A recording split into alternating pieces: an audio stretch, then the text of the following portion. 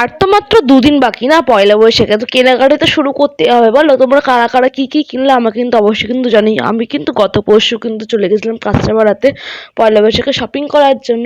আর গিয়েই না এত ভিড় বলার মতো না। প্রথমেই আমরা কিন্তু চলে যাই কলকাতা বাজারে বাগমোড়ে গিয়ে কিন্তু পিয়ালি কিন্তু এখানে অলরেডি আগে থেকে ছিল। দেন আমরা একটা ভিডিও করে নিই, আর আমি এখানে আমার দিদির ছেলে জামা কাপড় কিনে খুঁজছিলাম। আর খোঁজার পর কিন্তু অবশেষে ওর জন্য একটা জামা আমার পছন্দ হয়। কিন্তু আমি এই কি কাণ্ড করে ফেলাই দেখো, আমি এই জামাটার পুরো ট্যাগটাই আমি পুরো ছিঁড়ে ফেলাই, এতটাই পছন্দ হয়ে গেছিলো আমার জামাটার। আমি প্রচুর কনফিউশন ছিলাম যে এটা আমার দিদির ছেলে হবে কি হবে না। আমার দিদিকে আমি মোটামুটি 2 থেকে 3 বার ফোন করি। দেন পিয়ালিও এখানে দিদির ছেলেদের জামা খুঁজছিলো, বাট পিয়ালি কিছু পছন্দ হয়নি। তারপর আমরা নিচের ফ্লোরে এসে পড়ি, নিচের ফ্লোরে এসে কিন্তু কুর্তি দেখছিলাম। সত্যি বলতে পছন্দ হয় কিন্তু সাইজে থাকে না, সাইজ থাকে কিন্তু পছন্দ হয়নি। কপালটাই আমাদের এরকমই, সব কিছুই থাকে না। এরপর কিন্তু আমার পছন্দ করে শপিং করে সব কিছু করে বিলিং পে করে সব কিছু।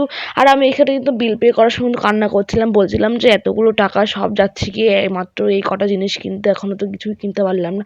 আর এই পাশের আন্টিটা দেখবে তোমরা কেমন করে তাকাচ্ছে আমার দিকে, কারণ পিয়ালি ভিডিও করছিল, উনি তাকাচ্ছিল দেখ কী করছে এই মেয়েগুলো, একটা শপিং করতে এসব ভিডিও করে। এরপরে কিন্তু আমরা চলে যাই আমার বিশালে গিয়ে আমাদের অবস্থা আরও খারাপ। আমরা মোটামুটি 1 থেকে 1.5 ঘন্টা ঘুরেছি, বাট সত্যি বলতে কিচ্ছু পছন্দ হয় না। পছন্দ হলে সাইজে আসে না, সেই একই আমাদের কথা।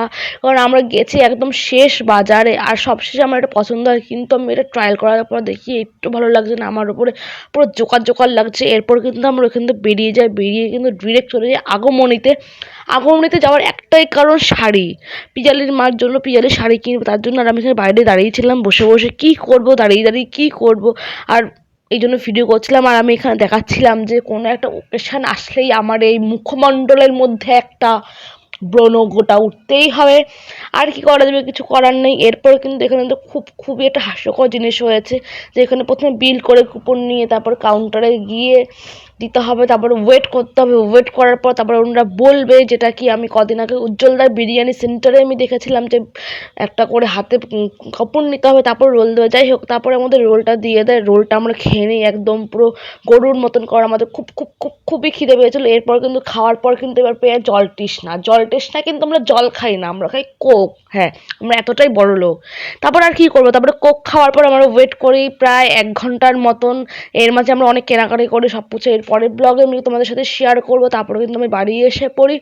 আর আজকের ব্লগটা আমি এখানেই শেষ করছি। আর হ্যাঁ, অবশ্যই কিন্তু পয়লা বৈশাখের পার্ট 2 এর জন্য অপেক্ষা করবো।